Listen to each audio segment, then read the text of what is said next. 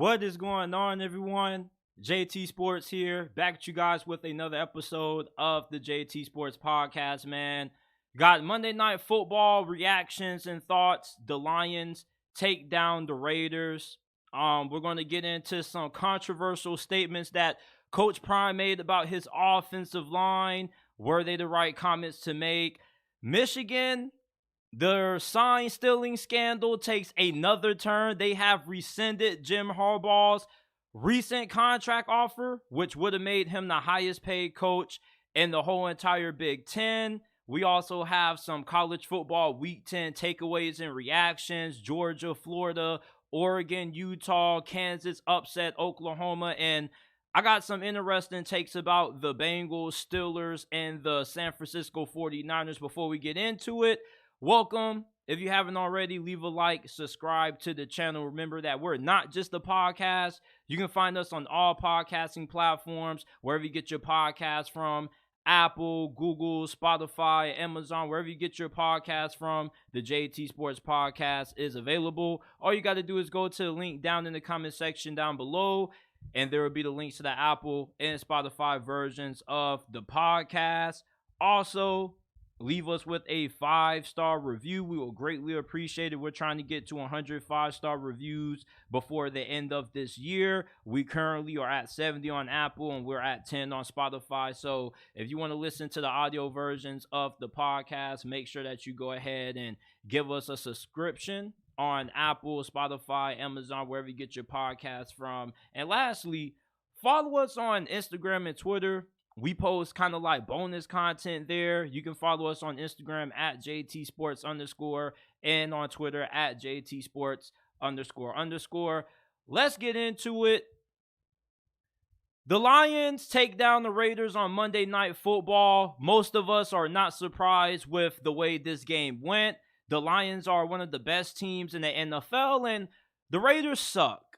All right, and I got a lot of things that I got to say about Las Vegas, all right? This team is 3-5, and I'm now starting to realize that Josh McDaniels is quickly becoming one of the worst head coaches in the National Football League. And I was trying to give him a little bit of the benefit of a doubt.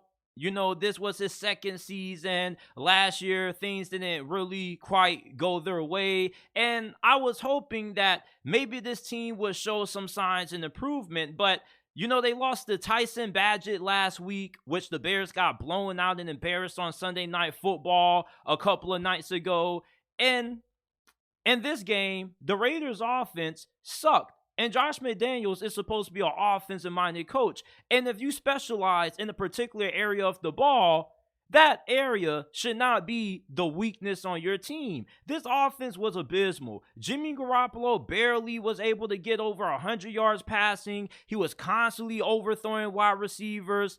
Jimmy G sucks, and Jimmy Garoppolo also is one of the worst quarterbacks in the National Football League based on how he's played this season, along with Josh McDaniels, who, along with Jimmy G, he may not be playing quarterback, but he's one of the worst in his area of expertise also. The Las Vegas Raiders made a giant mistake hiring Josh McDaniels. They were better on just going ahead and making Rich Bisaccia their head coach.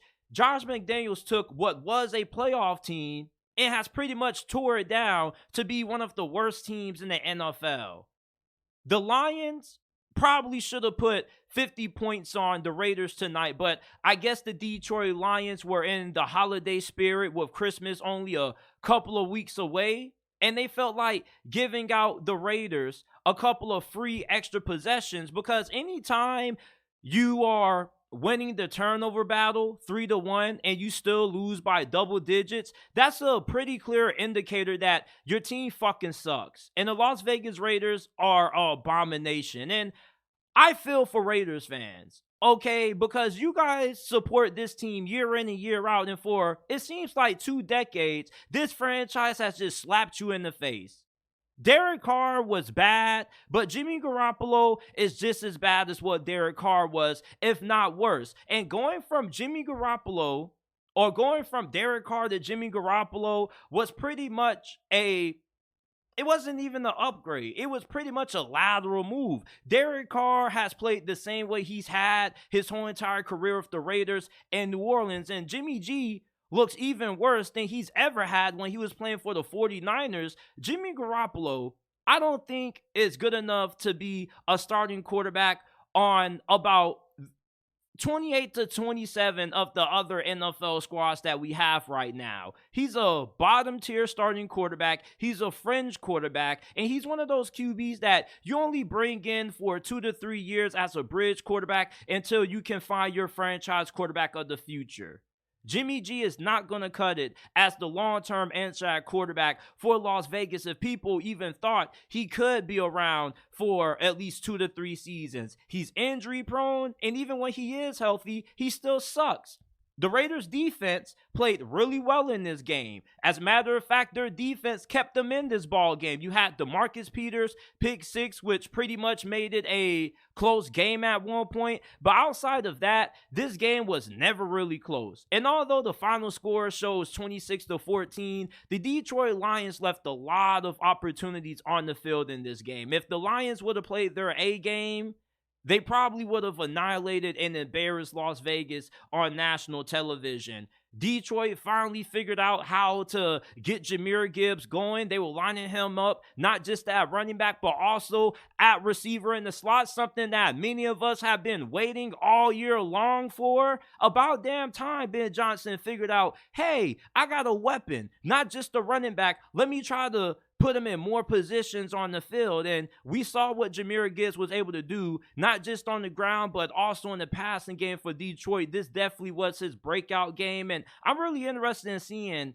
how Jahmyr Gibbs continues to perform throughout the next couple of weeks with David Montgomery missing time with that injury. And when David Montgomery gets healthy, are we going to start seeing him use more as a receiver, or are they just using this as a one-off thing just until David Montgomery gets back healthy and then they're going to phase him back out of the offense? Doesn't really make a lot of sense to me why they've done that in the past, but right now they're feeding him the football and he had a really big performance tonight. But overall, I don't really have too many things to say about the Detroit Lions because the Detroit Lions are a good football team and they did what we expected them to do. They were an 8-9 point favorite in this game. I took Detroit to cover that. And the Las Vegas Raiders, man, this organization is just a complete mess. For some reason, they just always continue to take steps backwards anytime they take 1 or 2 small steps forward. And at this point, I think you might as well go ahead, throw in the towel, and just try to tank. I mean, Josh McDaniels probably isn't going to last too longer if the Raiders keep on losing. And what really is bugging a lot of people is the fact that no receivers that played in this game had any more than 2 receptions. We all saw Devontae Adams on the sidelines during the Raiders' final drive throw his helmet in frustration. Like, yeah, I'll be frustrated too, Devontae Adams, but you can't be too frustrated because you're the one who wanted out of Green Bay. And you're the one who wanted to get traded to Las Vegas. And although you expected to probably play out the rest of your career with Derek Carr being your quarterback, things didn't work out that way. You got Jimmy G. The fact that Jimmy G can't even utilize the best wide receiver in the National Football League, or one of the best at his position, shows you just how terrible this dude truly is. I don't know why Raiders fans thought that there was a small possibility that Jimmy G could be better than what Derek Carr was. That was just wishful thinking.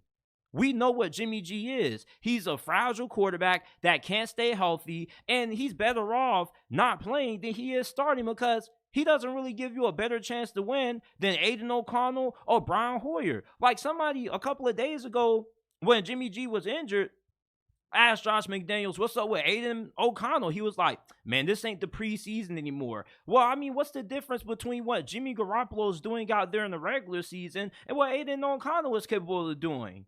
I mean, people keep saying that Aiden O'Connell's ceiling is a high-end backup quarterback, maybe a low-end starter, but I don't really think that's too big of a difference from what Jimmy Garoppolo is right now. Jimmy Garoppolo is way worse with this organization than what he ever was with the 49ers. I mean, at least you could trust Jimmy Garoppolo to get over 100 yards. Having Jimmy Garoppolo at quarterback is the equivalent to bringing a butter knife to a sword fight.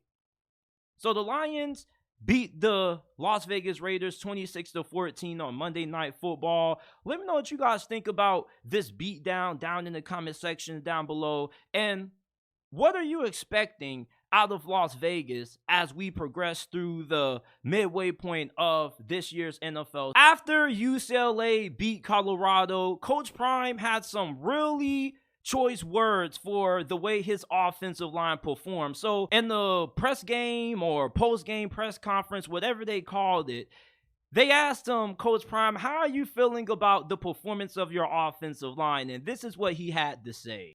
I just asked that in terms of the big picture, trying to keep Shedeur upright, healthy, and the overall. The big picture, you go get new linemen. That's the picture. I'm going to paint it perfectly.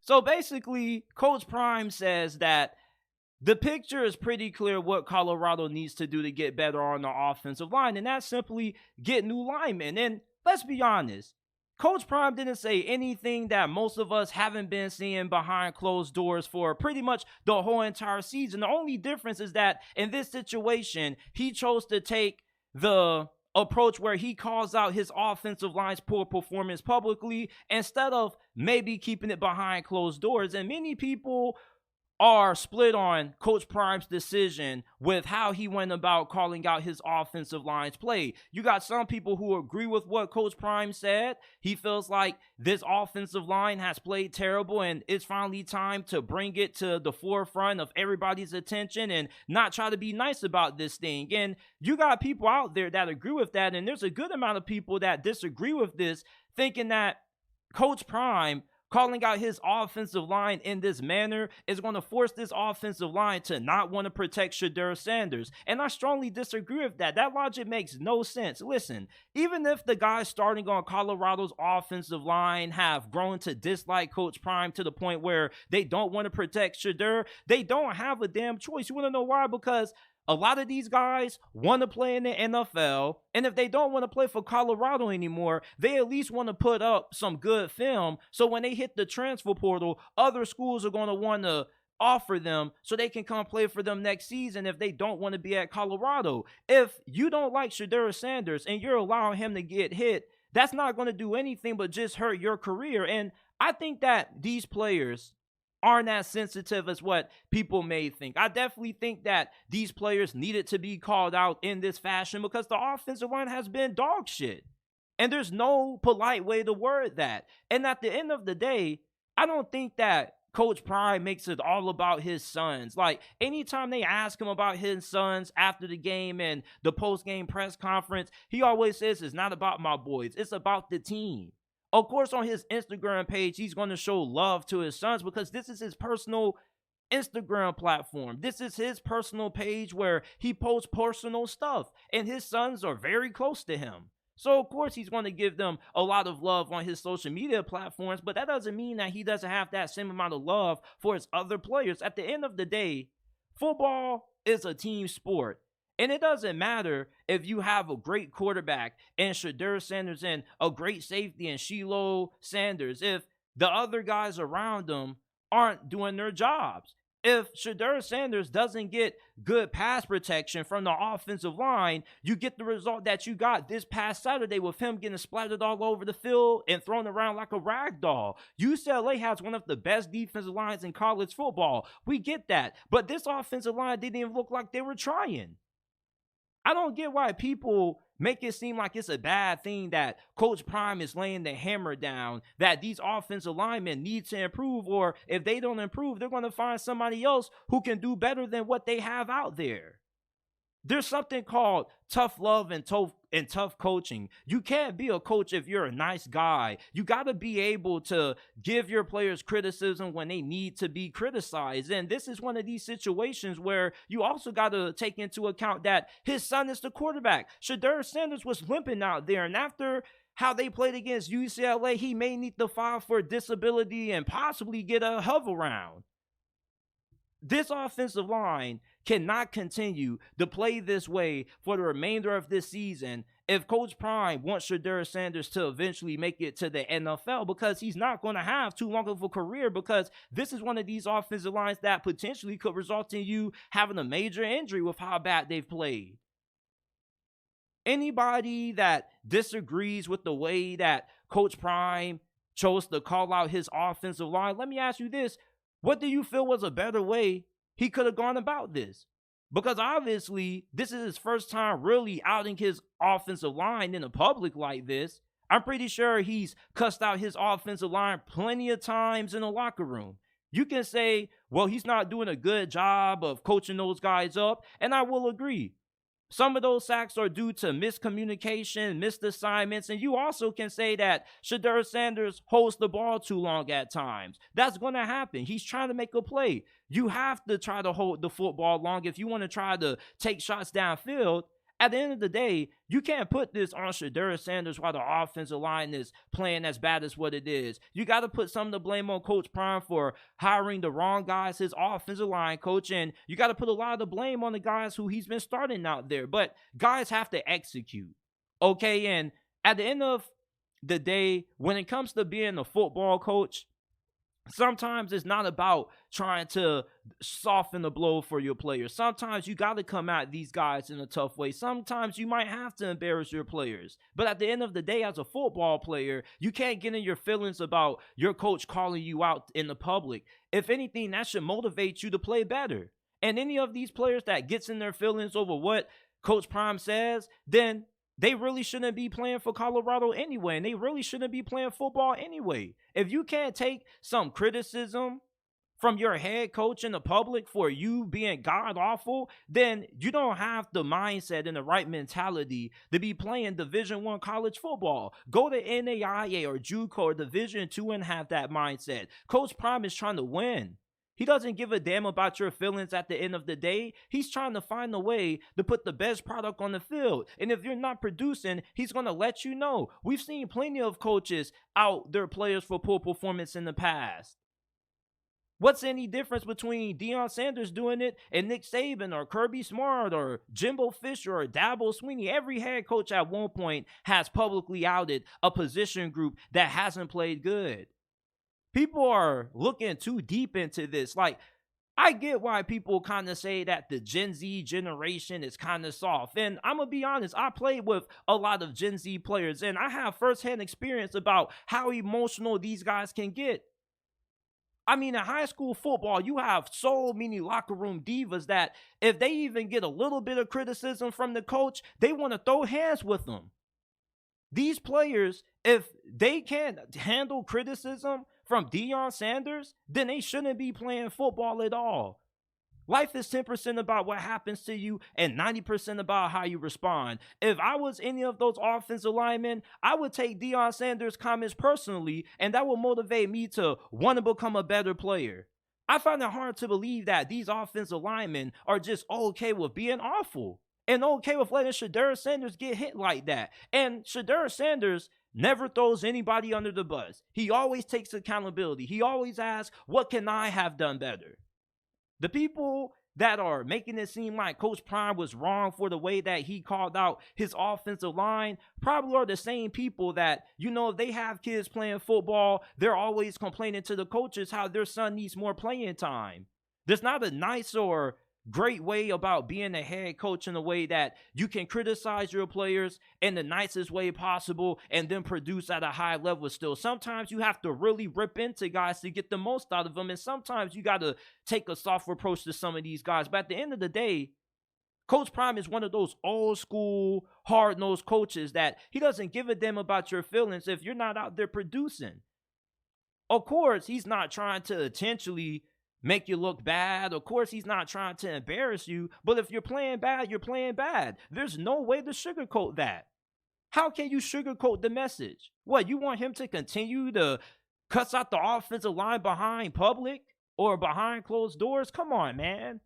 Some of us need to kind of realize the situation that Colorado's in right now with this offensive line. There's nothing nice that needs to be said about how this offensive line has played. Shedeur Sanders was getting crucified back there. UCLA had an all-they-can-sack buffet on Shedeur Sanders this past weekend. And that's his son back there, so of course, it's going to be a little bit more personal for Deion Sanders. Deion Sanders, before every game, what does he say? All we got to do is make sure that we can protect Tua and keep him upright. If we can do that, we got a chance to win this game.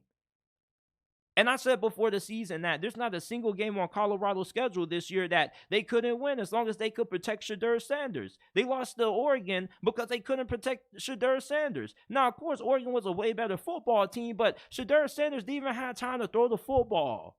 He didn't have time to throw the football most of the game against UCLA. He was sacked on over 50% of his dropbacks. Do you know how difficult that is to play quarterback when nearly every time you get the football, you got somebody raining down on you? You can say he's holding the ball too long all you want to, but how fast are you supposed to get the ball out when as soon as you get the football, guys are coming in your face? You want this dude to get the ball out fast, like in 1.2 seconds? Who you think Shedeur Sanders is? The Flash? That's unrealistic.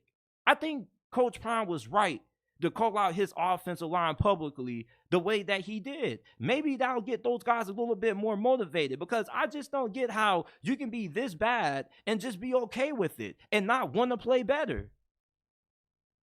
Now, of course, Deion Sanders needs to probably fire whoever that offensive line coach is, but I don't think he's wrong in this situation. And I think that the people that are saying that he's wrong and these players are not going to want to block for Shedeur, you're tripping and you're wrong. Any of these players that has any small amount of common sense will know that if they allow Shedeur Sanders to get injured, they're probably not going to play anymore for Colorado. They're going to have to hit the transfer portal, and they're going to have bad film out there that no other school is going to want to give them an opportunity. And if they're a graduate transfer or a senior, this is their last hurrah in college football, they're not going to get drafted into the NFL. There's no reason why these players should be out here allowing Shedeur Sanders to get hit like how some people are suggesting. I mean, come on. I seen somebody on Instagram say, well, if that was me, I'll let him get hit a couple of times. Yeah, and guess what? You wouldn't be in the NFL, and nobody else would want you on their college football squad. And that's a loser mentality. Your coach calls you out. That should elevate you. That should get you locked in. That should get you motivated. And if you got a problem with it, fix it. You don't want the coach criticizing you and embarrassing you? Guess what you should do? Play better. It's not that hard to get these things. So I don't have any problem with Deion Sanders calling out his offensive line to the public. The Michigan sign stealing scandal takes another interesting plot twist. So apparently, Michigan has rescinded Jim Harbaugh's recent contract offer that would have made him the highest paid coach in the Big Ten Conference. And he, of course, came out and refuted these reports, said that these were false, nothing got rescinded, when obviously he's lying. Because why would the school want to give you an offer when you got this scandal going on? And of course, you don't have any clean hands in the situation. Obviously, you hired that guy, Connor Stallions, to go out there and do that, because there's no way you can be a head coach of a football program and not be aware of what's going on within your coaching staff. You can't be Jim Harbaugh and not know what Connor Stallions was up to unless you put him up to it. And if Jim Harbaugh really didn't have any idea of what was happening and what Connor Stallions was doing, then that kind of makes me look at him with the people's eyebrow and say, Jim Harbaugh, like, what the hell are you doing as the head coach that this even transpired on your watch? And of course, why would Connor Stallions do this for just no reason at all unless you told him to? You're the head coach. You have the final say in these things. Connor Stallions wouldn't do anything that you wouldn't know about, because, of course, he will go out, get people to attend the games, record the signs via their cell phones, and of course, what were they going to do with the information? How would it have been beneficial for your program if you, the head coach, didn't have access to the information? That just doesn't sound right. The stories just don't add up. That's like saying 1 + 1 = 4 in this situation. Jim Harbaugh, the head coach of Michigan, told Connor Stallions to go out and try to get an advantage. And of course, they're not the only program doing it. They're just the only program that went extreme is what they did with it. And plus, with them being as dominant as what they have been over the last 2 years, people are going to be more than likely wanting to turn them in. But if you are a Wolverines fan and you're trying to make it seem like this is being overblown, how is this being overblown? The school just took back his contract offer, a very lucrative contract at that. If you are still in denial about how severe this is, then at this point, you're just naive and you're just being overly biased. There's no way Jim Harbaugh didn't know this was happening, because why would Connor Stallions do this if it wasn't going to give Michigan any advantage? You just think that Connor Stallions was randomly buying tickets for all these games and having all these people attend these games and just getting this information not to use it? Who was he going to give the information to without Jim Harbaugh knowing? You mean to tell me that he'll give the information to the OC or the DC and Jim Harbaugh not know? People are being a little bit too naive about this. And if you believe that Jim Harbaugh has clean hands in this situation at all, I really don't know what to tell you, other than the fact that you're being overly biased about this. I believe that Jim Harbaugh is going to be coaching in the NFL next year. Now, there's been reports that have came out and said that any punishment that the NCAA hands to Jim Harbaugh, whether it be a fine or him having to miss games, the NFL is going to honor that. But what really surprised me is the amount of people that were talking about integrity. Why would anybody want to hire somebody that's getting caught in this messy of a scandal? I mean, Seattle hired Pete Carroll after the messy situation that he left at USC. Nobody cares. You want to know why? Because the NFL doesn't give a damn about integrity if you're able to win games. Look who is the starting quarterback for the Cleveland Browns. Come on, man. There's no way you can tell me Deshaun Watson had all those lawsuits by those masseuses and he didn't do a couple of wrongdoings to those masseuses or whoever was trying to get money out of him. Come on, man. There were literally like 20 plus of those people coming after Deshaun Watson. There's no way that he was completely innocent in all of those allegations. He did a little bit of dirt. The NFL doesn't care about integrity if you're able to come and win. Jim Harbaugh took the 49ers from bottom of the barrel, being irrelevant, to 3 straight NFC championships, plus a Super Bowl. I don't think that any team that hires Jim Harbaugh is going to care about what happened at Michigan all that much. So please stop with the whole woke nonsense about integrity. The NFL doesn't give a damn about integrity. We got people that beat on women and do all kinds of, non-excusable stuff, and they only get a slap on the wrist for it. 3-5 game suspension max. So don't come in here talking about why Jim Harbaugh shouldn't be an NFL coach if he's getting caught cheating, when the NFL is a league that doesn't really care too much about integrity. They care about money and results, and that's what Jim Harbaugh is going to bring. He's going to bring in results, which is going to lead to more revenue.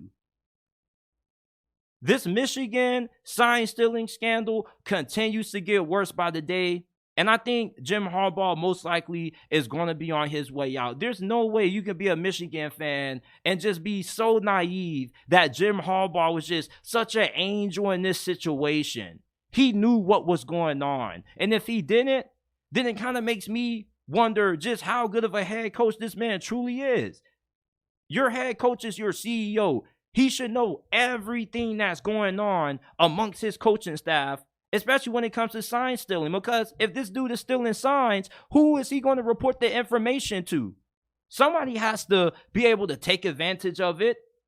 Come on, man. Some people are just being a little bit too biased about this thing. It's okay. Like, you're a fan. You weren't the ones cheating, so why do you care? Why are people going so hard to try to defend Jim Harbaugh on this and try to defend Michigan? They're wrong. They got caught cheating. It didn't matter if everybody else is doing it. You got caught doing it. Michigan rescinded Harbaugh's contract offer for a very good reason. There are many people that are within that Michigan football program that are disgusted with these allegations. And that's not an opinion. You can go and you can read all the articles about how Michigan alumni aren't happy with the way that this scandal is turning out. Michigan wants to do things the proper way. They don't want to get caught cheating. Nobody wants to get caught cheating. Jim Harbaugh has his hands dirty just as everybody else who's involved in this. We need to stop being naive and just say that Jim Harbaugh's wrong on this. Obviously, he's going to deny this. You think Jim Harbaugh's going to come out and say, oh, yeah, like, we cheated. Come on, man. What? How many times have you ever got caught doing something you had no business doing and you just fessed up and said, oh, yeah, I did it? Come on. Jim Harbaugh, he's in the wrong on this situation. And I'm not even going to read the comments when I release this segment because I know there's going to be nothing but biased Michigan fans making excuses. You got caught cheating. There's nothing wrong with trying to cheat. You know what they say? If you ain't cheating, you ain't trying.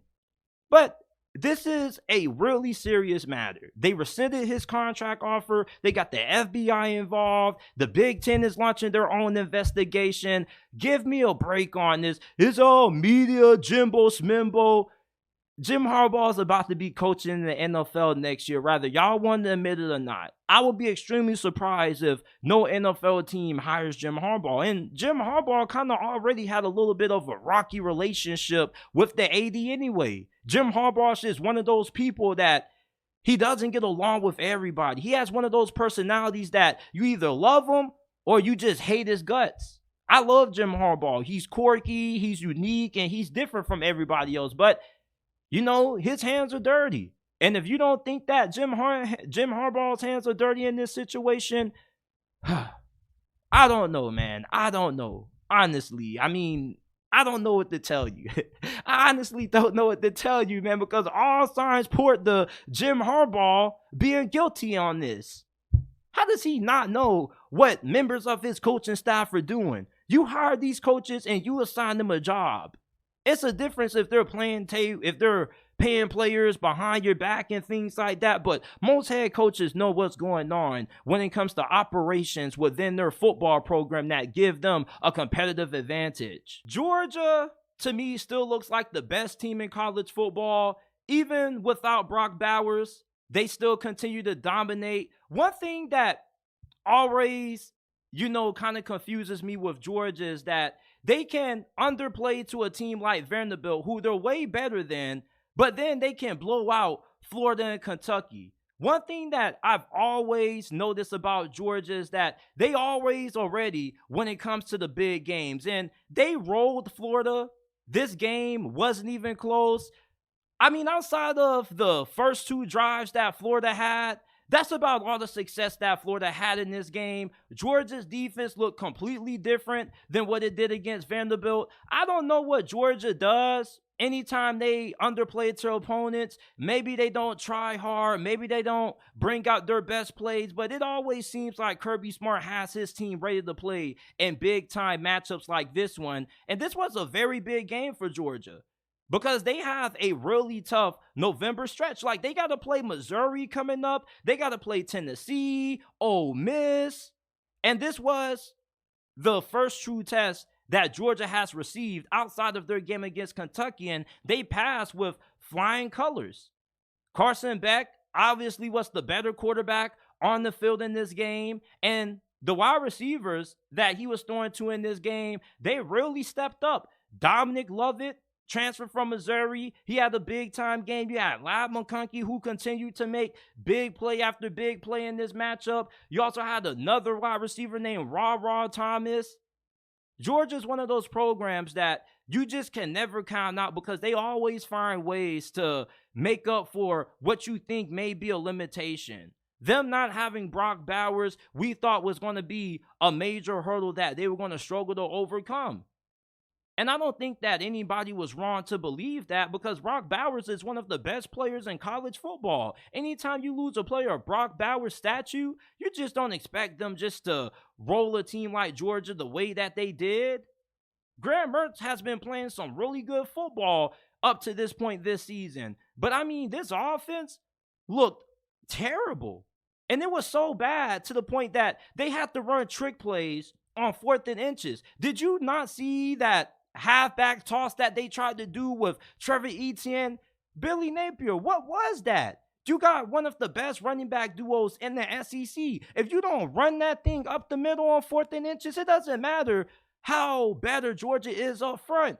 If your offensive line can open up enough holes for your running back to get just an inch to keep the drive alive, then I don't think those guys should be starting for you on the offensive line. If we can't pick up an inch, what are we doing on the O-line, man? I couldn't believe that shit.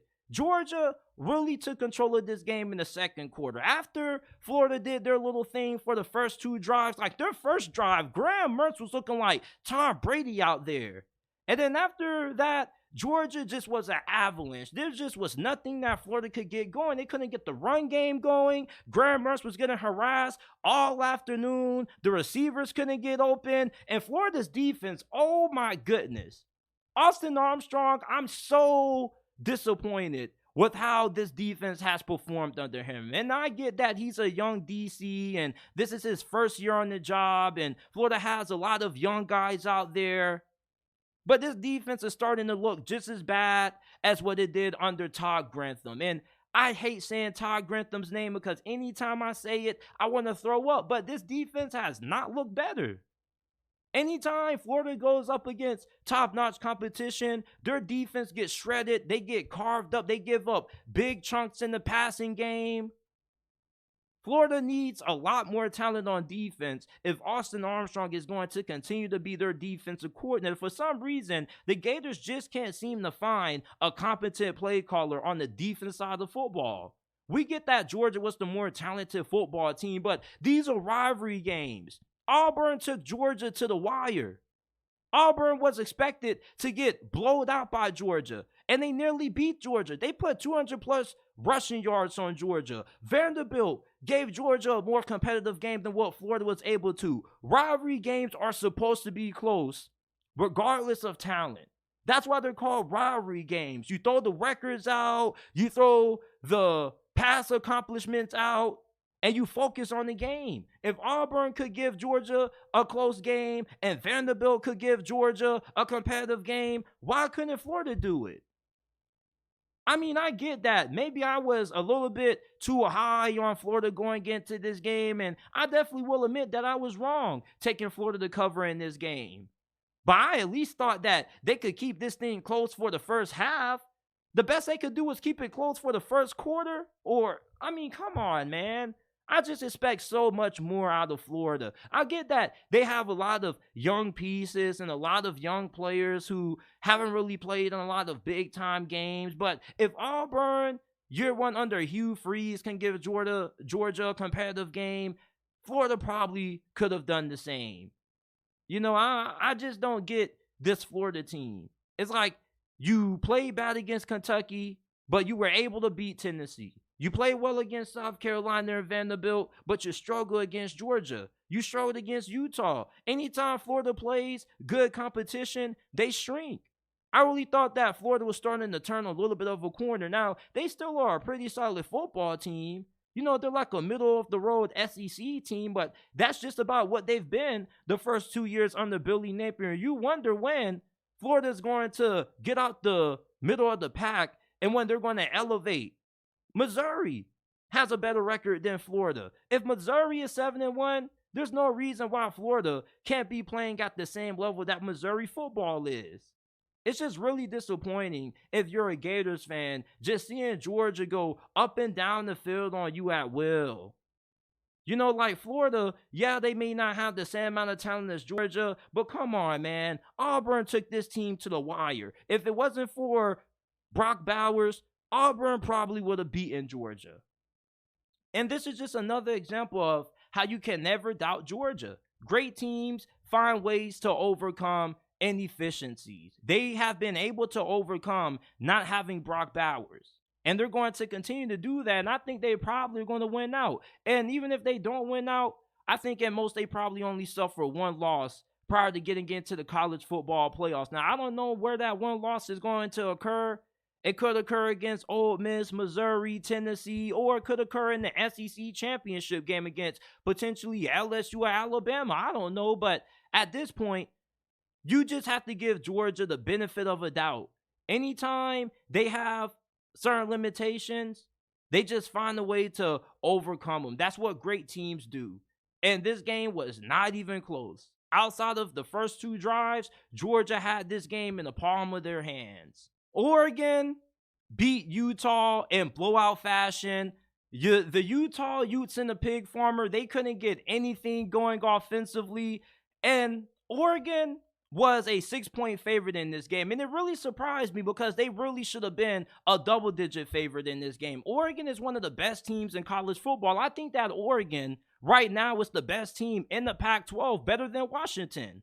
Although Washington has the head-to-head win over them, Oregon kind of shot themselves in the foot in that loss to Washington. If they play Washington again in the Pac-12 championship game, I like Oregon in the rematch.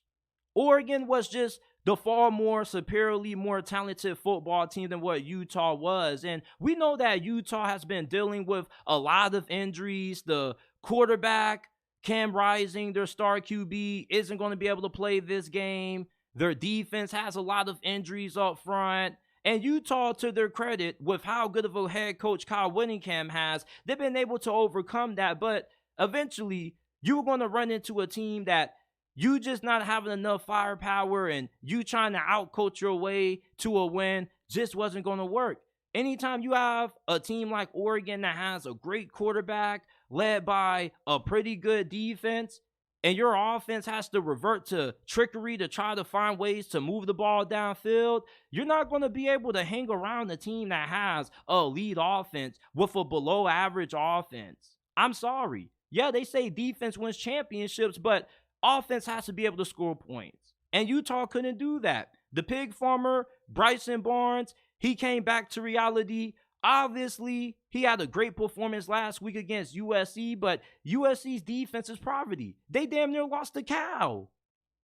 Bryson Barnes had some really bad interceptions in this game. He just didn't look like the same quarterback that we saw in Utah's win over USC. And I don't think too many people expected for Utah to win this game, although they were playing at home. When you got an average to below average offense and you don't really have great quarterback play, you can be able to hang around having a great defense. But even then, Utah's defense couldn't hold Oregon's offense. Bo Nix and company were going up and down the field on the Utes defense. And Utah has the best defense in the Pac-12. But when you got a bad offense that can't sustain drives and your defense has to continue to come on the field for more plays than what they should be on the field for, your defense is going to get tired out fast and you're going to give up a lot of points. And Oregon, their first couple of drives, they came out the gate swinging. I like Utah a lot. I still think that this is a very good football team, but when you play a team like Oregon, you got to have more than just trick plays up your sleeve to find ways to move the football. They had a really great play on special teams where it looked like the guy was going to bring it out and then he tossed it back to the other guy on the other side and it gave them pretty good field position. But even though they got pretty good field position because of that play, it didn't matter because the offense couldn't do anything with it. Utah's best drive in this game was their final possession before halftime, where they were able to put 3 points on the board and make it 6 to whatever it was. Oregon kind of took their foot off the pedal in the second half. I guess they didn't want to have to deal with any potential unnecessary injuries. Bucky Irving is one of my favorite running backs in the country. If he's eligible for the 2024 NFL draft, he's easily going to be my number 1 ranked running back. He has great vision, great contact balance. And Bo Nix, right now, I think he currently is leading the race for the Heisman Trophy. I don't care about what J.J. McCarthy is doing against nobodies. Bo Nix has been the most consistent quarterback in college football ever since he first arrived on campus at Eugene, Oregon. Oregon made the statement in their win over Utah that not only are they the best team in the Pac-12 currently, with the way Washington has been struggling with their previous opponents, but they are one of the 5 best teams in the nation, and I definitely think Oregon has a great chance to win it all. Kansas boomed the Sooners' perfect season. I don't think too many people saw this one coming. There were a good amount of people that felt like Oklahoma going on the road to play Kansas. could result in this being a close game. But with no Jalen Daniels, I didn't think the Jayhawks had a chance in hell of being able to pull this off. But Oklahoma pretty much gifted this win to Kansas. They had several costly turnovers. Dylan Gabriel had a pick six early in this game. You had 2 costly fumbles. And Kansas was able to capitalize off Oklahoma's mistakes. The key to pulling off upsets in college football are pretty simple. Winning the turnover battle and being able to convert those turnovers into points. And that's what Kansas was able to do in this ball game. For Brent Venables, him being a defensive-minded coach, the way his defense has played the last 2 weeks, not just in their loss to Kansas, but also in their close win against UCF, his defense has not played at the same level that it was prior to them beating Texas in the Red River rivalry. Kansas didn't look like the better team at any point in this game than Oklahoma. The only way Kansas was really able to move the ball in this game was due to how good their running game was. And they got 2 outstanding running backs. Jason Bean had a big touchdown run, but throwing the football, he wasn't that great. He had some costly interceptions, and Kansas gave Oklahoma just as many chances to win this game as Oklahoma gave the Jayhawks. It's just that Kansas was able to capitalize late in the game when it mattered the most, and Oklahoma wasn't able to use that escape door ability that I say every good team in college football has. Ohio State, Alabama, Georgia, anytime you think you have them beat, they just find ways to pull out close wins. Oklahoma doesn't have that same kind of ability. If they get into a close game, unless the other team just completely collapses on themselves, Oklahoma, more times than not, I don't think they're a good one-possession team. Oklahoma fans aren't happy with Jeff Lebby. They feel his offense is a little overrated. Dylan Gabriel at times in big moments of games, he can come through, but he also may cost you here or there. I think that for Oklahoma moving forward, they're still a pretty good football team, but I never felt they had a great chance to make it to the college football playoffs. This is a big win for Kansas. They lost 18 straight to Oklahoma prior to this win. I mean, the last time they beat Oklahoma, my grandma was a senior in high school. That's how long it was. Kansas just was able to capitalize off Oklahoma's mistakes. Oklahoma had plenty of opportunities to put this game on ice. Against Texas, Oklahoma played the best game of the year. That was like their Super Bowl, it looks like, because ever since then, they haven't had that same level of dominance. When you look at how Oklahoma has played over the last couple of weeks since their win against Texas compared to before they played Texas, the games weren't really that close. Some of those games took a while for them to kind of pull away in, such as SMU. But, I mean, they terrorized Arkansas State. The games weren't really close until they played Texas and got the win against them. So maybe that Texas win kind of altered their mindset and their mentality. And maybe this was the loss that they needed to kind of have them going back to the drawing board and kind of have them overthinking or rethinking some things. Oklahoma still has a chance if they went out to be in a college football playoff mix. But if they lose another game, which there's a strong possibility that they do, they play Oklahoma State in a couple of days. I think there's a very high chance they lose that game, and maybe they come out and they blow out Oklahoma State. But this just hasn't looked like the same team that we saw before they beat Texas. It seems like them beating Texas kind of was a curse because they haven't been the same football team ever since. Kansas, they're a 2-loss football team, and before the season, I picked Kansas to be in the Big 12 championship game. I didn't think that Oklahoma was going to be a better team than Kansas this year. One thing about Kansas is that they have a lot of experience.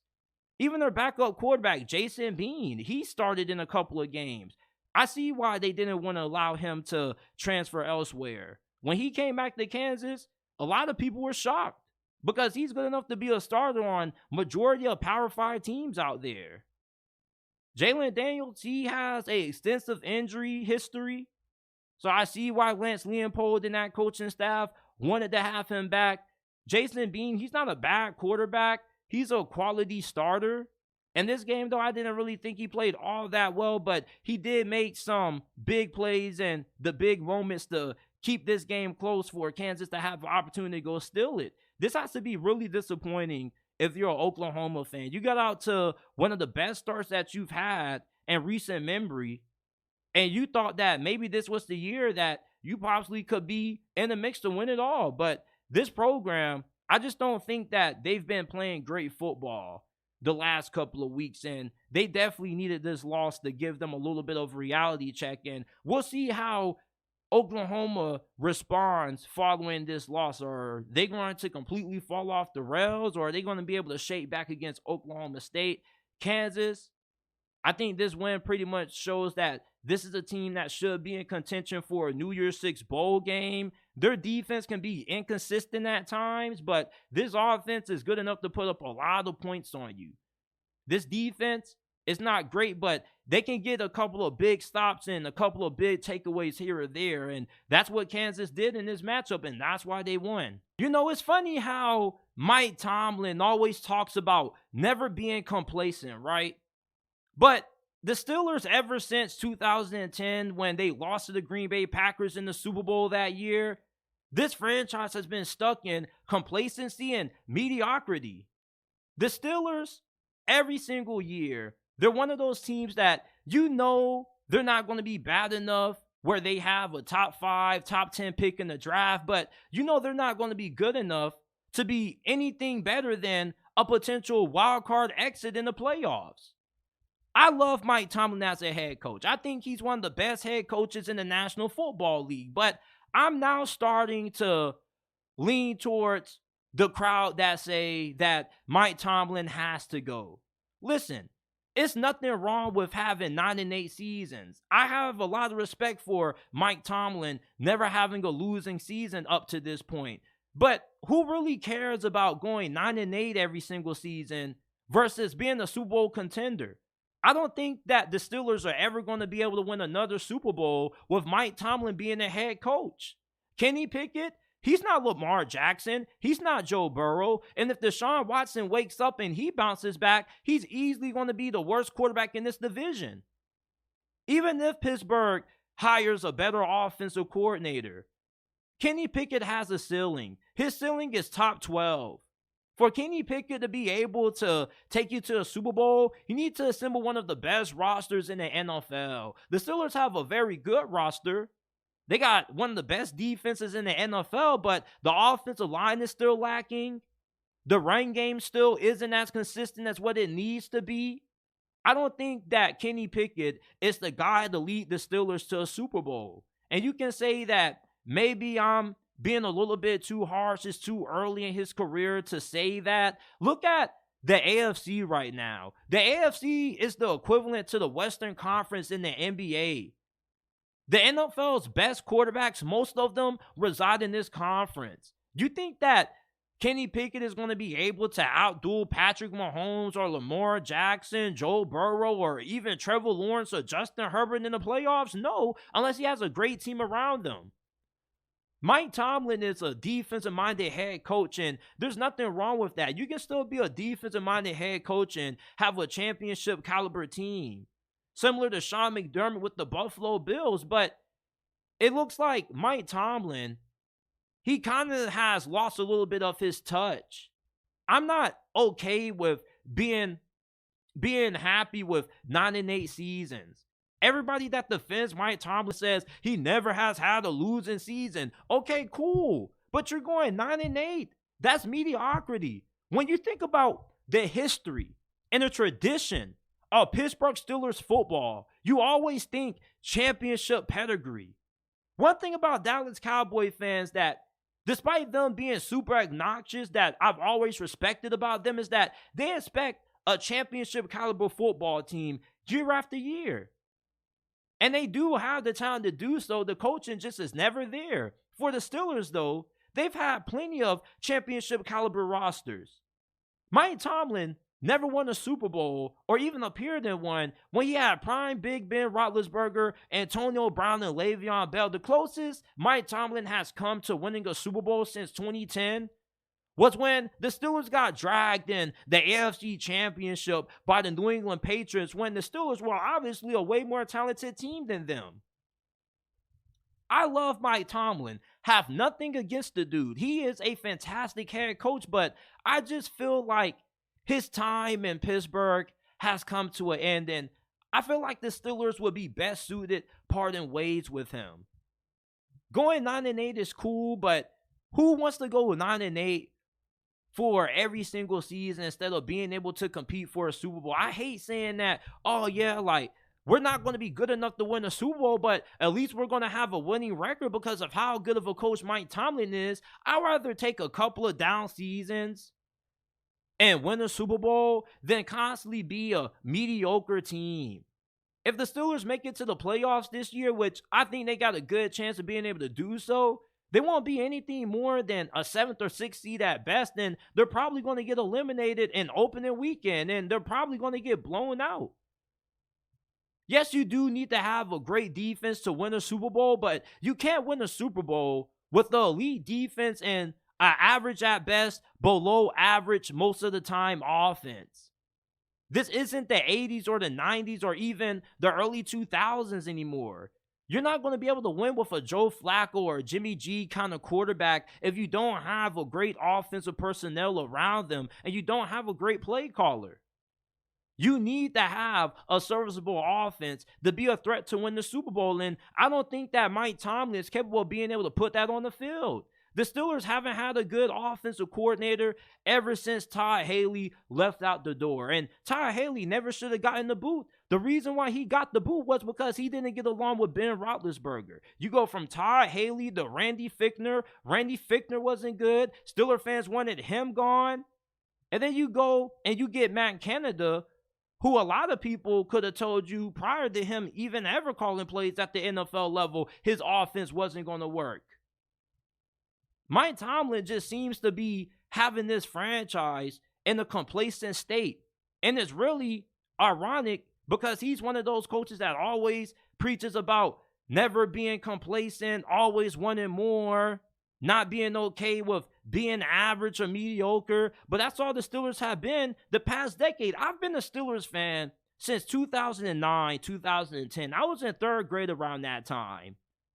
And ever since those 2010 years or the early 2010 years, the Steelers have never been a team that I've told people, yeah, we got a great chance to win the Super Bowl. Even with us having Antonio Brown, Big Ben, and Le'Veon Bell, I thought we had a chance, but I never thought we'd be able to beat a team like New England because New England is always more well coached than the Pittsburgh Steelers.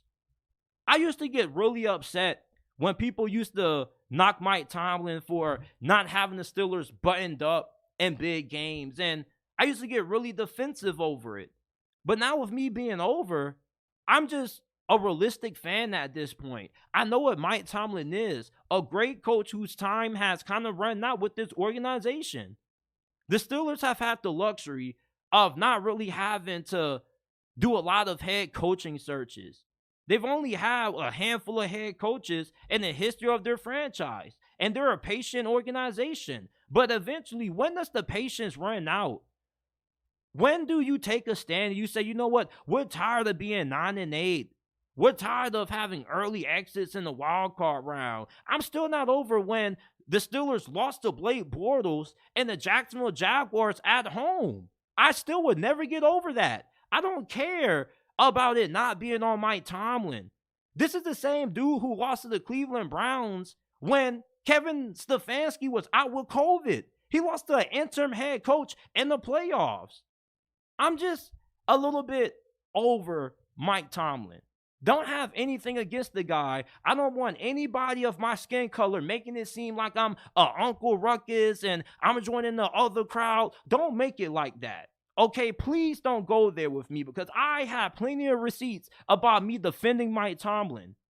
We got to stop having so much love for Mike Tomlin because of his history with Pittsburgh. The dude hasn't won a Super Bowl in a decade. Philadelphia moved on from Andy Reid, and they went to 2 more Super Bowls after that. Okay? Nick Sirianni took them to a Super Bowl. Doug Peterson took them to a Super Bowl. I'm tired of Steeler fans that defend Mike Tomlin, making it seem like we need to be okay with 9-8 every single season. We're tired of that shit. The Steelers are one of those franchises that should always expect to compete for a Super Bowl year after year after year. Early wildcard exits aren't tolerable anymore. Losing to the Jaguars in 2017, I'm still not over that. Does that not bug y'all? I know y'all still have to have a little bit of hurt because of Jacksonville going on the road to Heinz Field and just rolling over Pittsburgh. The Steelers need to move on from Mike Tomlin. They're never going to win anything with him being the head coach anymore. Same thing with Kenny Pickett. I didn't like the Kenny Pickett the Kenny Pickett draft pick. Just being honest with you. I wanted Malik Willis. Malik Willis had way more upside than Kenny Pickett. Although Malik Willis hasn't been good and he most likely isn't going to be a starting caliber quarterback in the league, I feel like in a different situation, maybe he could have been better. Kenny Pickett just needs way too much to be a good quarterback against the Jacksonville Jaguars. He overthrew George Pickens on a corner route. He missed Deontay Johnson when he was wide open in the end zone. He overlooks wide open receivers. Kenny Pickett is going to get better when the Steelers move on from Matt Canada, but he's not going to go from what he is right now to one of the best quarterbacks in the league. When he was coming out of Pitt, his comparison that most people gave him was a worse version of Joe Burrow, a great value brand version of Joe Burrow. And anybody that is remotely 30% or 40% of Joe Burrow is a solid quarterback. But being a solid quarterback in the AFC isn't going to equate to you winning a lot of championships. There just are way too many more talented quarterbacks in this conference for the Steelers to be trying to win with a Kenny Pickett. Look at the AFC North Division. The Ravens have Lamar, arguably top 3, top 5 quarterback in the game right now. Same thing with Joe Burrow. The Steelers have a mediocre quarterback and a coach that, although he's not mediocre, he has his franchise stuck in a state of mediocrity and complacency. And the Steelers faithful that defend Mike Tomlin have become complacent. Your expectations have tapered. Your expectations have went down. Since when has the Steelers fan base ever been okay with not being able to win Super Bowls? The standard has always been championships. What does Mike Tomlin say? The standard is the standard, and the standard should never change. Expectations should never go down. Well, the expectations have went down for the Mike Tomlin faithful out there. For the Mike Tomlin fan club, everything that Mike Tomlin has preached, he kind of has looked like a hypocrite. And you kind of look like a hypocrite defending it. Sure, the guy is good at getting players to believe in themselves, and he can give you a great rah-rah speech to get you turned up for the game. But is that equating to Super Bowl wins? No. So at the end of the day, who cares about him never having a losing season? Him never having a losing season doesn't outweigh him having more championships. I'll take a head coach that has 3-4 losing seasons that can give me 2 Super Bowls, such as Tom Coughlin. Mike Tomlin I think his time with Pittsburgh has run its course. I would love for Pittsburgh to move on from Mike Tomlin. I know it sounds hard to hear this coming out of me, somebody who has defended Mike Tomlin for all these years, but the Steelers losing to the Jaguars is where I reach my wits' ends. Him keeping Matt Canada, not firing this dude is where I reach my wits' ends. Him having them signing Mitch Trubisky before they even drafted Kenny Pickett was the breaking point for me. I was so upset when the Steelers signed Kenny Pickett. And I couldn't believe that there were a small group of people who thought that, or not Kenny Pickett, but when they signed Mitch Trubisky. And I was really upset that there was a small group of people that thought that Mitch Trubisky could shine in Pittsburgh. And there's a small group of people that are holding out hope that Mike Tomlin is going to be able to get the Steelers back to a championship level. No, he's not. He just doesn't have the competence to assemble a great offense. He doesn't even know how to assemble a great staff. Great head coaches get the dudes under them opportunities. When's the last time Mike Tomlin hired a coordinator that got interviewed to be a head coach? Mike Tomlin he doesn't have it anymore. He's a good coach, but he probably would do better with a different franchise. He just needs a reset, and I think the Steelers need a reset for Mike Tomlin. Need to go out there and spread their wings, but if you're somebody who just continues to defend Mike Tomlin, you're defending mediocrity, and your expectations have went down. The Steelers went from a perennial Super Bowl contender to being a contender for a wild card spot. There were people this season who thought that the Browns could finish above Pittsburgh. When has that ever been acceptable? When has continuing to go 9-8 and losing a wild card continued to be acceptable? I remember when Tim Tebow in overtime hit Demaryius Thomas for the game-winning touchdown. I was in 5th grade. I still have nightmares about that. I remember I was in a room thinking the game was over, and then a couple of minutes later, my grandpa, he says, "Hey, JT, come here. Watch this." Tim Tebow drops back with that ugly-ass throwing motion, cocks it all the way back, hits Demaryius Thomas on the sideline. Demaryius Thomas running upfield. R.I.P. the DT, by the way. Running upfield. Stiff arming old man Ryan Clark and old man Troy Polamalu. Game-winning touchdown. Steelers get upset. Broncos move on and get squashed by the Patriots.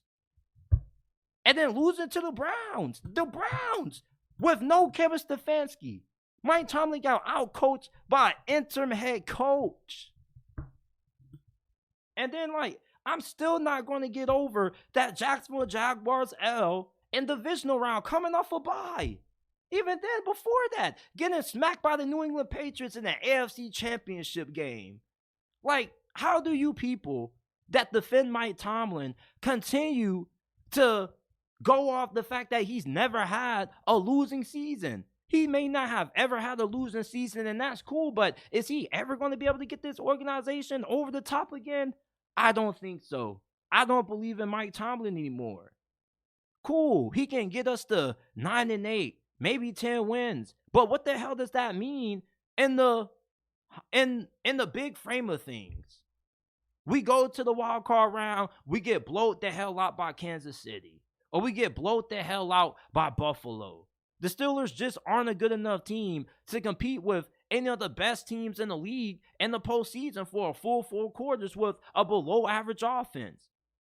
You can go turn on a Steelers game, and anytime the offense comes on the field, you can walk out, get you something to eat, get you a drink of water, use the bathroom, come back, and the defense is right on the field. You're never going to miss anything. You want to know why? Because the offense stinks. And Mike Tomlin, I think he stinks too. As far as him being a head coach in Pittsburgh, this franchise is mediocre. And to be quite honest with you, I'm just tired of the damn mediocrity. Let's move on from Mike Tomlin and let's find a different quarterback than Kenny Pickett and try to find a way to get back to the championship level that Steelers football used to be. You know, many people in the media are writing off the 49ers and Brock Purdy because they've lost 3 straight games. And I get that things don't look pretty for the 49ers right now. They just lost 31-17 to the Cincinnati Bengals. Brock Purdy had another turnover-ridden game, but I still think the 49ers are still one of the best teams in the NFL. That may be crazy to believe, but I'm one of those people that I don't make judgments of what a team is until after Thanksgiving. And we're going to find out a lot about the 49ers when they come off their bye. They still have one of the best rosters in the NFL. They're dealing with some injuries, and Brock Purdy is kind of in a little bit of a cold spell. Anytime I watch a 49ers game and I watch Brock Purdy play, even when he struggles, he still doesn't have any bad games that make me think, oh yeah, he's Jimmy Garoppolo 2.0. His first bad performance, which came against the Cleveland Browns, that was the worst performance of his career up to this point. Against Minnesota, he looked pretty good until the final couple of drives where he threw that interception that pretty much sealed the game for Minnesota. And last week against Cincinnati, he was on fire. He was accurate, making great decisions with the football. Tony Romo was gazing and jacking off Brock Purdy all throughout that Cincinnati Bengals broadcast, just praising his decision-making, his ability to find receivers open, throwing with anticipation, throwing guys open. Outside of the 2 interceptions that he threw, which the first one that he threw inside the red zone kind of was just a great play on Cincinnati's part. Brock Purdy was trying to make something happen, and there was a defensive player there that just happened to make a play and take the football away from him. And then the second interception that he threw, I believe it was to Logan Wilson, that was just a completely bad read on his part. But outside of those 2 interceptions, Brock Purdy looked lights out against Cincinnati. Brock Purdy is going to be fine. Stephen A. Smith came out on First Take and said that he doesn't believe in Brock Purdy anymore. There's people saying that the 49ers are frauds, they're a disaster. No, they're not. People are overreacting. We need to stop overreacting to teams this early into the season. It's the midway point. The 49ers have some injuries. They're banged up. You got 49ers fans who are calling for Steve Wilks to get fired when this is still a top 10 defense. They're still a top 10 in yards per game allowed, points. Yeah, this defense has had a slight drop-off, but you went from Robert Saleh to the Miko Ryans. You were blessed to have 2 great defensive coordinators who are now head coaches. You're not going to be able to continue to find head coach-worthy defensive coordinators. Steve Wilks is doing an okay job. I don't think he's doing a great job. Some of his play calls have been a little controversial at times, and he does tend to be a little bit overly aggressive in moments where he shouldn't be. But this offense kind of is the heart and soul of this team. Steve Wilks isn't the reason why the 49ers are 5-3 right now. Kyle Shanahan is too. The play calling hasn't been great. Brock Purdy hasn't been playing great. The 49ers just are in a little bit of a cold spell. But I'm not going to write them off just because they're going through a little bit of adversity. Every championship caliber football team has to go through a little bit of adversity. And I never thought that the 49ers were going to be in contention to win the 1 seed.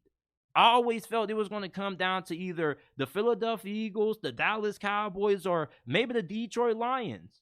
I didn't even have the 49ers winning the NFC West this year, and I caused a lot of controversy, and a lot of 49ers fans came at me sideways for saying I was overrating Seattle, but Seattle, even though Geno Smith has taken a step back, they still have a way more complete team than you. They got talent on the secondary. They got talent on the defensive line, and they got way more depth than what you have. And that's something that I think is kind of hurting the 49ers, that they don't have great depth. Seattle has depth at receiver. They got depth on the offensive line. They got depth at running back. Meanwhile, Chris McCaffrey, he goes down. You're a completely different team. Deebo Samuels goes down. Your offense takes another hit. Brock Purdy is a solid quarterback, but he's not one of those quarterbacks that's going to be able to carry you week after week and overcome you having some injuries or some limitations. And I'm not going to say that Brock Purdy is Jimmy Garoppolo 2.0 because he's not. Brock Purdy is a way more efficient and a way more just overall better quarterback than what Jimmy G ever was for the 49ers. He can get outside the pocket, buy time for receivers to get open. He can pick up yards with his legs. He had a really amazing throw to Brandon Ayuk where he threw the football across his body to the opposite side of the field, something that you should never do if you're a quarterback. He was serving out there. Although Joe Burrow was dotting up this Steve Wilks defense, he completed his first 19 passes in this game. You definitely don't want to see that. But sometimes that just happens when you're going up against a great quarterback like Joe Burrow. I just believe that counting out San Francisco, a team that has this good of a roster, has a really good head coach in Kyle Shanahan, and a solid quarterback in Brock Purdy, because I believe Brock Purdy has been a top 10 quarterback based on his play this season. People make it seem like it wasn't too long ago where people were saying how he was the front runner to win NFL MVP over Chris McCaffrey. But anytime a player starts to kind of have a little bit of a cold streak, the media turns on them, and people went from claiming the 49ers are the best team in the NFC to now making it seem like they're just a complete shit show and they're going to be a disaster. Like, calm down. let's just slow our horses on trying to ride off the 49ers. I have a saying that the real football season doesn't start until after Thanksgiving. That's where the pretenders separate themselves from the contenders, and that's when the contenders start to get really hot. We've seen plenty of seasons when the 49ers have gotten out to a hot start and they go a little bit cold and then they pick things up during the latter half of the season. The 49ers are a November, December kind of team. I was even surprised that they started out to the start that they got. I'm not surprised that they're 5-3 right now. I'm surprised with the fact that they've lost 3 games consecutively the way that they had. I never thought that they would go throughout the season having a big losing streak like this. But this is still a really good football team. The 49ers don't need to have the number 1 overall seed to make it out of the NFC. They got the talent, they got the coaching staff, and they got the quarterback to be able to go toe-to-toe with any team in the NFC on their best day. Turnovers can be fixed. Brock Purdy just has a couple of bad plays and 1 or 2 moments of the game that kind of alter it. Outside of that, the dude looks rock solid. He looked really good against Cincinnati, minus the 2 interceptions. Jimmy Garoppolo, he had games where he just looked awful. There was no way to kind of say his performance was good in certain situations. There were playoff runs where the 49ers literally carried Jimmy Garoppolo, not asking him to throw the football all that much. You can trust Brock Purdy way more than you can trust Jimmy G. Brock Purdy, I think some of his mistakes come from him just trying to do a little bit too much. Jimmy Garoppolo, his mistakes just came from him just not being good, him overthrowing wide receivers. I don't see Brock Purdy have too many bad overthrows. He may miss a wide receiver here or there, but Brock Purdy is really accurate. He's a really good decision maker. I've never seen a game outside of his performance against Cleveland where he just completely was awful. I'm not getting the Jimmy G comparisons. Yeah, against Minnesota, he costed them the game, but I felt he played good against Cincinnati, minus the interceptions. I think that the 49ers are going to be okay. If you're a 49ers fan, you don't need to hit the panic button. I understand that you have high expectations, but you're going to be fine. You're going to get to the playoffs. You have nothing to worry about. What you do in the playoffs, okay, that's a different conversation for another day. But I still believe in the 49ers. I still believe that this is a team that's good enough to make it out of the NFC. And I'm not understanding why people are starting to turn on them and make it seem like they're just falling apart, like they're headed downhill. They're going to correct things. Kyle Shanahan is way too good of a head coach for this team to not even be a playoff team. When you think about the teams that have the best shot at making it out of the AFC right now, many people are talking about the Chiefs, the Ravens, and the Jaguars, but Cincinnati is getting overlooked. And I get it. Cincinnati, they started out 0-2. Joe Burrow got out to a really nightmarish start due to that calf injury. But boy, the way Joe was playing against the San Francisco 49ers, I believe that the Cincinnati Bengals are back, people. And you got to remember that the Bengals are never one of those teams that starts the season out hot. Their last couple of seasons, they've gotten out the slow starts. This is around the time during the season that the Cincinnati Bengals start to hit their stride. They beat a really good San Francisco 49ers team, and they right now currently have a 3-game win streak. The Bengals are still legitimate contenders to make it out of the AFC. If Joe Burrow continues to play the way that he did against the 49ers for the rest of the season, the Bengals are going to be right back in the conversation to make it out of the AFC. Joe Burrow right now is the only quarterback active in the league that has a playoff win against Patrick Mahomes. He did this being able to beat Kansas City on the road in Arrowhead. Not too many people have been able to accomplish that feat. Joe Burrow in his second season took the Bengals to the Super Bowl despite having the worst offensive line to ever make it to the Super Bowl since what? Roger Staubach with the Cowboys? When they went to the Super Bowl behind the trash offensive line? Do not count out Joe Burrow and the Cincinnati Bengals. When you're discussing teams that have a chance to win the AFC, the Bengals need to be in that discussion. They always have been a team that starts out slow out the gate. They're one of those teams that starts to separate themselves in the month of November. They still got arguably the best quarterback in this division. At least, it depends on who you ask. Some people would tell you Joe Burrow is better than Lamar. Some people would tell you that right now Lamar Jackson has played better than Joe Burrow. But it doesn't really matter because both of these two quarterbacks are top 5 quarterbacks in the league right now based on how they've performed. Cincinnati has a really good defensive coordinator in Lou Anarumo, who's going to be a head coach somewhere next season. And their offensive coordinator, Brian Callahan, he was getting head coaching interviews. The recipe to the teams that have the most success in the playoffs isn't just about having the better overall roster. It's all about having a good coaching staff as well. Cincinnati, they're well coached on defense. They can get after you. This offensive line had their best performance all season against the 49ers. The Bengals have invested way too much money into the offensive line over the past 2 years for this offensive line to not be able to finally play at the level needed for Cincinnati to win it all. They signed Orlando Brown at left tackle. They paid him a really big salary in free agency. I believe that Orlando Brown really was the missing piece to solidify this offensive line. As long as Cincinnati can overcome significant big injuries on the O-line and they can keep everybody healthy, this is a team that can make a deep playoff run. That's the only thing that's held them back. We know that Joe Burrow is capable of being able to beat Mahomes on the road. He shouldn't be doubted. I'm not hearing too many people talk about Cincinnati in terms of them being able to make it out of the NFC.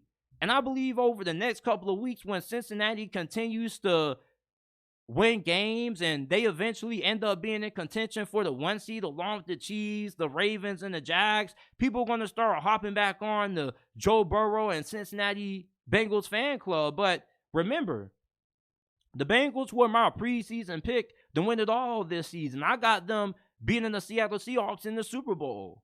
And right now, Seattle looks better than the 49ers at this point. The Bengals are starting to come along. Now, I didn't expect for them to start 0-2. I didn't expect for Joe Burrow to look that bad to start the season. The Bengals just happen to be one of those teams that starts the season out slow and they get better as they progress every week throughout the season. The Bengals, I think they need to get talked about a little bit more in terms of teams that could make it out of the AFC. Now, are they up there with Kansas City and the Ravens? Can you make an argument for them being the best team in the NFL right now? No, you can't, but I think that's going to change over the next month. Around this time, at the end of November, I promise you that we're going to start having the conversation about, can the Ravens or the Bengals win the AFC? Watch, it's going to come. People just pay attention to the teams that are the hottest and have the best record. The Bengals don't have the best record right now. They're 4-3, but they're on a 3-game win streak, and not too many people are giving the Bengals the attention that they deserve, considering the fact that they have the only quarterback in the AFC that has proven to have the ability to lead his team to a win over Mahomes on the road in Arrowhead. It was called Burrowhead for a reason. I'm just saying, don't write off, don't overlook Cincinnati. They definitely are still in the conversation to make it out of the AFC this year, and I'm still riding with them to win. Somebody hit me up the other day in my DMs on Instagram. Make sure that you guys go ahead and follow me, JT Sports _. He said, JT, you predicted Cincinnati to win the Super Bowl. That's not looking so good right now. Who is your new Super Bowl pick to make it out of the AFC? I said, I'm still rolling with the Bengals. And this is coming from a Steelers fan. And I love Lamar Jackson. But Joe Burrow, one thing that he's always proven is that in big games and the big moments in the playoffs when the lights are the brightest, he's going to come through 9 times out of 10. I'm not writing off the Cincinnati Bengals, and I think that this team is still a top contender in the AFC conference. This is it for this episode of the JT Sports Podcast. I appreciate you guys for tuning in. If you haven't already, leave a like, subscribe to the channel.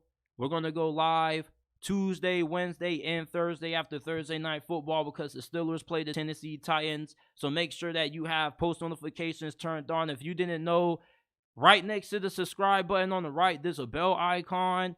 If you tap it, It will have the option for you to get alerted every time I upload a new video or make a post. So if you miss the live streams and the content isn't showing up in your subscription feed, make sure that you have the post notifications turned on so you don't miss a new upload. Most importantly, listen to the JT Sports Podcast. Rate us 5 stars. We're available on Apple, Google, Spotify, Amazon. Every episode of the podcast is available in audio format on all podcasting platforms. I appreciate you guys for tuning in, and I will see you guys tomorrow with another episode of the JT Sports Podcast.